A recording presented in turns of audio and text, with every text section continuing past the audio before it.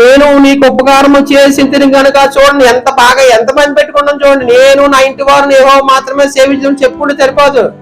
నువ్వు మాత్రం వస్తాం, మీ ఆవిడ మాత్రం రాదు, మీ ఆయన వస్తా నువ్వు రావు, నీ కొడుకులు వస్తా నీ కూతురు రారు. కానీ అలా ఈవిడ ఎలాంటిదంటే నాతో ఒక్కరితో పోకూడదు. ఎంత బాగా ఆలోచించి చూడండి, ఎంత మందిని తీసుకొచ్చేసి చూడండి. ఇందాక నువ్వు ఏం చేసింది, రక్షింపబడిన తర్వాత హృదయం తెలిసిన తర్వాత నా కుటుంబం అంతా భక్తిని ఇచ్చేసింది. ఇప్పుడు కూడా చేసిన ఉపకారానికి ఎంత మేలు చేశాడు చూడండి దేవుడు.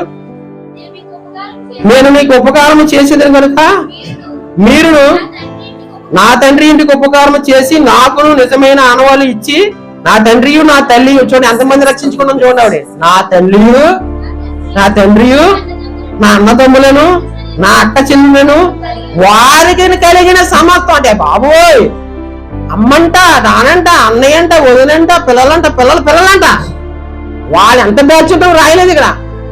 కలిగిన అందరినీ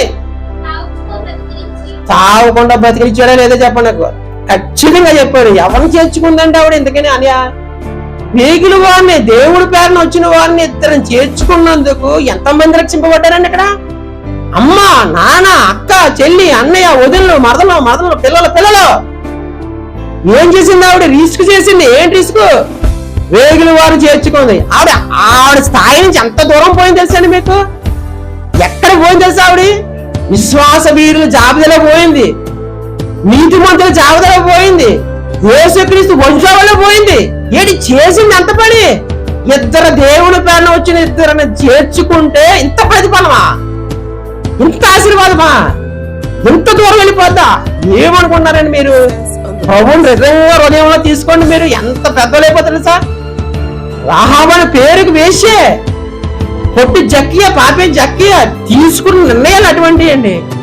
ఒక్క స్టేట్మెంట్ మనిషిని ఎంత దూరం తీసుకెళ్ళిపోతుంది తెలుసా?